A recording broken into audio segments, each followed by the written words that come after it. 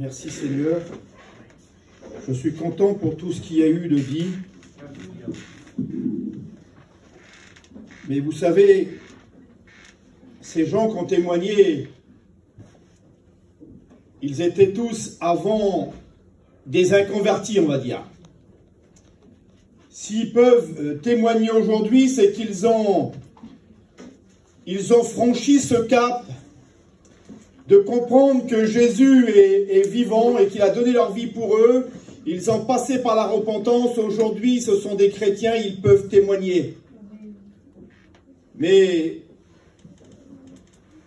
c'est pas permis à tout le monde. Il y en a encore qui sont réticents, on va dire. Et puis, c'est bien là le problème. Aujourd'hui, chez nous, il n'y a plus de réveil. Le réveil, il y a 70 ans. On ne peut pas dire aujourd'hui, moi, je ne connaissais pas l'évangile. Le frère l'a dit, il ne connaissait pas. Mais chez nous, c'est impossible de le dire. Aujourd'hui, il y a des gens de plus de 50 ans qui sont nés dans l'évangile. Ça veut dire qu'on ne peut pas dire, oui, mais moi, je ne connais pas l'évangile. J'étais ignorant à l'évangile. Tout le monde aujourd'hui connaît l'évangile. Voilà, je voudrais que mon frère puisse prier pour moi. Gloire à ton nom, Seigneur Jésus. Seigneur, je te présente ton serviteur. Seigneur Jésus, tu as oint pour nous, que tu as mis à part pour nous, Seigneur Jésus. Seigneur, que tu puisses nous bénir à travers ta parole, Seigneur Jésus. Que tu puisses nous faire comprendre, Seigneur, ta bonne parole, Seigneur Jésus. Que tu puisses toucher les cœurs ce soir qui ne connaissent pas, Seigneur. Alors étends tes mains dans nos vies, Seigneur Jésus. Tu bénis notre frère pour nous, Seigneur. Amen. Gloire à Dieu. Voilà, je vais vous lire, faire une petite lecture. C'est dans Matthieu 8, à partir du premier verset. Lorsque Jésus fut descendu de la montagne, une grande foule le suivit.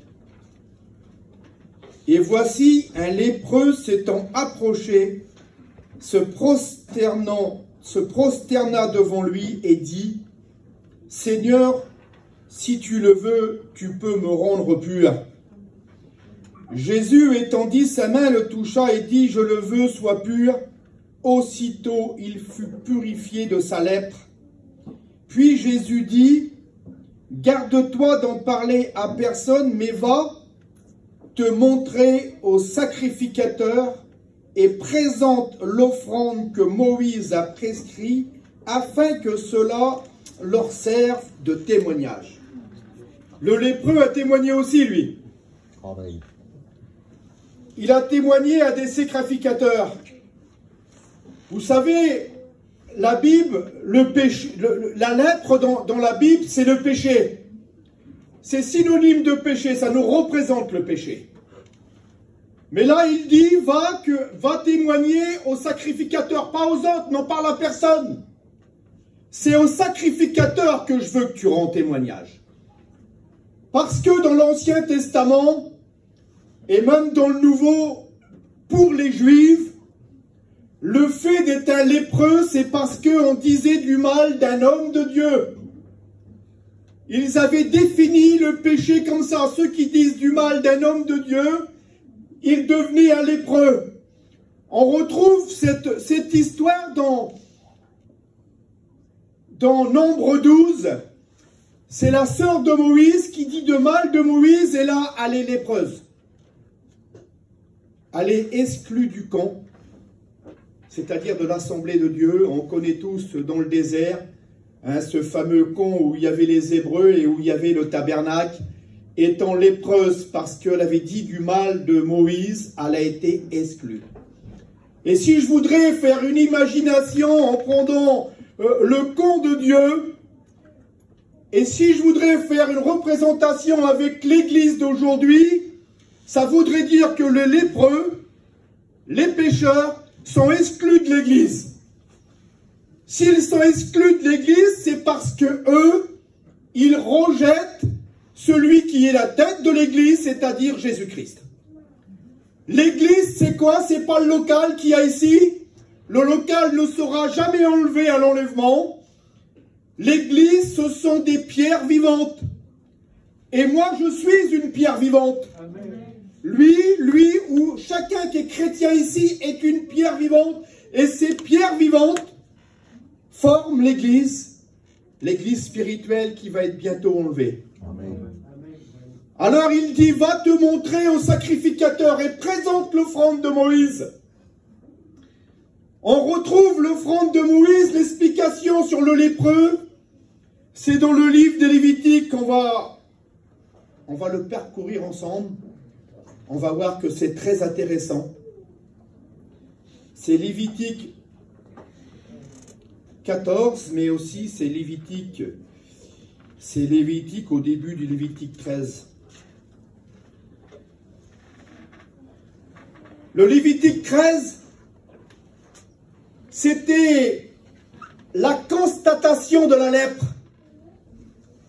Quelqu'un qui semblait avoir la lèpre allait voir les sacrificateurs, et les sacrificateurs devaient établir si cet homme avait la lèpre ou non la lèpre. Ce n'est pas n'importe quel sacrificateur à l'époque. Voilà, 13, c'est sur 3 versets, les 3 premiers versets, je ne vais pas rester là-dessus. Non, il n'y a pas de problème. Donc ça fait que les sacrificateurs, c'était Aaron et ses fils. C'était des gens quand même, des pointures à l'époque.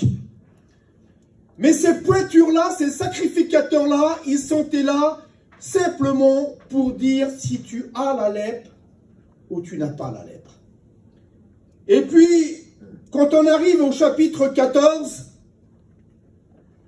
c'était plutôt pour dire si tu n'avais plus la lèpre. Si tu n'avais plus la lèpre, il fallait apporter des offrandes. Il fallait faire tout un système de purification afin de pouvoir revenir dans le camp. Un lépreux ne pouvait pas rentrer. Il ne pouvait même pas rentrer dans sa tente. Il devait être exclu, rester à l'extérieur parce que c'était un lépreux. Et puis, on va voir un peu ce qu'il devait apporter pour sa purification. Le lépreux devait apporter 2 oiseaux. Des oiseaux purs, dit la Bible. Pas impurs, des oiseaux purs. On devait prendre du cèdre, du croix moisi et de l'hyssode. C'était cette fameuse branche qui avait servi en Exode 12 pour mettre le son sur les étaux pour que la mort passe outre. C'était la Pâque, Pessa, passer outre. La mort devait passer outre et on se servait du son et de l'hyssode et on l'appliquait sur les linteaux. Et là, on voit que le sacrificateur doit prendre 2 oiseaux. Il va en tuer un. Il va le mettre sur une planche de cèdre, sur de l'eau vive, la parole de Dieu nous dit. Et là, il va prendre l'oiseau vivant avec la branche de l'hyssode. Il va le tremper dans l'eau avec le sang et il va faire l'aspersion sur la personne à purifier. On pourrait croire que c'est la même chose que le bouc émissaire, mais pas du tout.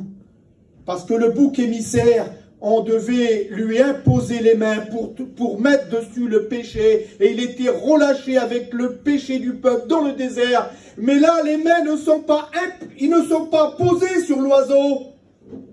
Ça veut dire que le lépreux, par la mort de l'oiseau, est purifié.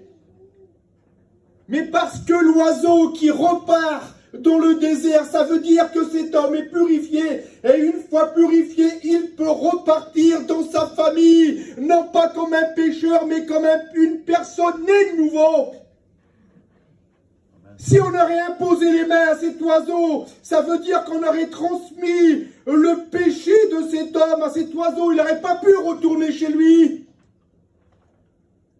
Mais comme on n'y impose pas les mains, ça veut dire, c'est symbolique.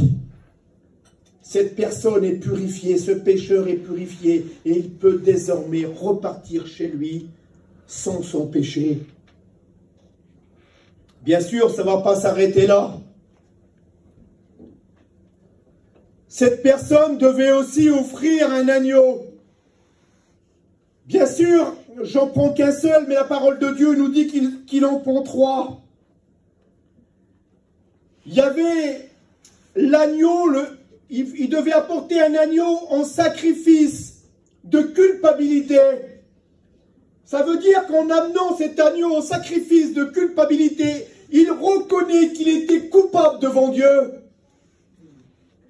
L'agneau servait à enlever sa culpabilité. On voit ça dans c'est toujours au chapitre 14. 24, 25. C'est ça, hein. 24, 25, c'est ça. C'est même un petit peu avant, il y en a un autre. Et ensuite, il égorgea l'holocauste, le sacrifice, offrira sur l'autel des holocaustes l'offrande, et il fera pour cet homme l'expiation des péchés, il sera pur. Il devait apporter cet agneau.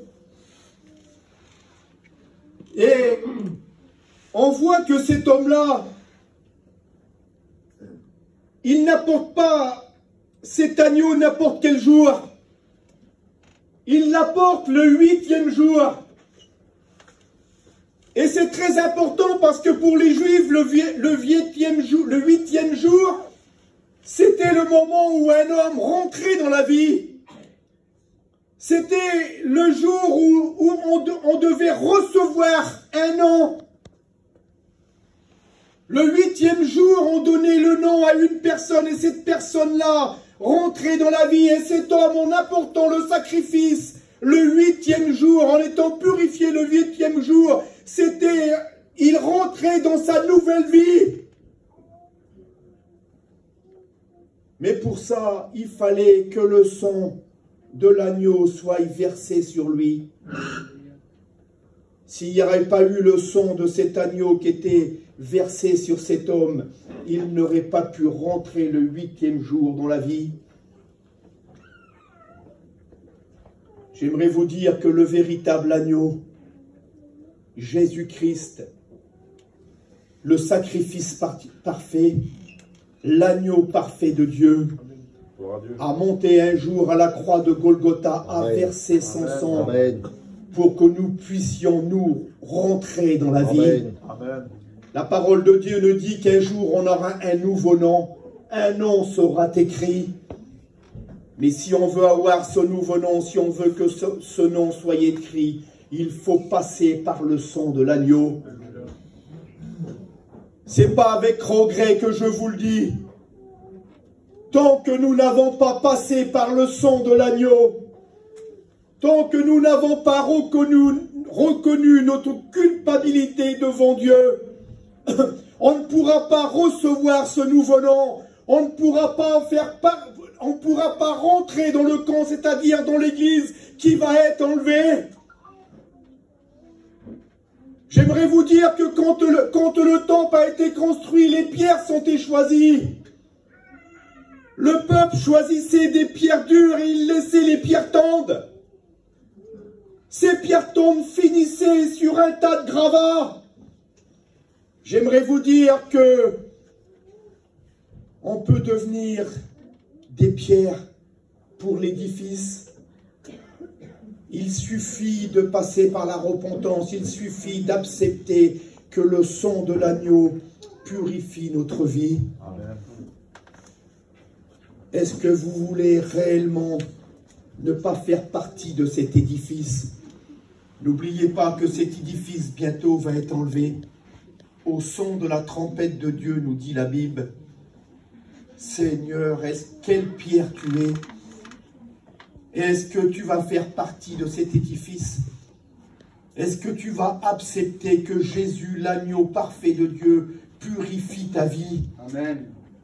Es-tu prêt à dire, Seigneur, je reconnais ma culpabilité devant toi, je suis prêt à demander pardon et accepter que le sang purifie ma vie pour faire partie de cette église qui t'appartient, pour être dans l'enlèvement de l'église. Que vas-tu faire ce soir? Ne veux-tu pas faire comme tout cela, qu'en témoigner? Témoigner à ton tour que Jésus a purifié ta vie, que tu as accepté Jésus comme ton sauveur et maître. Est-ce que tu vas repartir encore de cette réunion sans l'avoir accepté?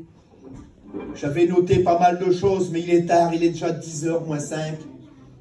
Je disais à Ninine qu'aujourd'hui, c'est le jour de la libération. Et si ça serait ton jour, ta libération à toi aujourd'hui. Amen. Gloire à Dieu. Ne croyez pas que le message s'adresse qu'à des personnes d'âge. Du moment où on est en âge de raison, le message touche toutes les oreilles. Est-ce que tu vas accepter que le Christ puisse purifier ta vie? Veux-tu que le sang de Jésus purifie ta vie? Alléluia. Gloire à Dieu. Que vas-tu faire ce soir? Je voudrais te poser une question. Je voudrais te demander si tu es prêt à accepter le Seigneur dans ta vie. Je ne vais pas te faire hurler, Seigneur, je te demande pardon. Quoique si tu veux le faire, on n'a pas d'objection à ça. Mais je voudrais te demander, est-ce que tu veux accepter Jésus dans ta vie? Est-ce que tu voudrais que le sang de Jésus purifie ta vie? Est-ce que tu voudrais faire partie de l'Église? Si tu le veux, lève ta main à ta place. N'attends plus. Ça ne sert à rien d'attendre. On le voit dans tout ce qui se passe, ça ne sert à rien d'attendre. Nous le savons que l'enlèvement est proche. Et même si tu n'appartiens pas à cette église, tu le sais aussi que l'enlèvement est proche. Alors ce soir, veux-tu faire partie de cette église qui va être enlevée? Je fais juste ces derniers rappels. Si tu le veux, lève ta main à ta place. Merci, mon frère.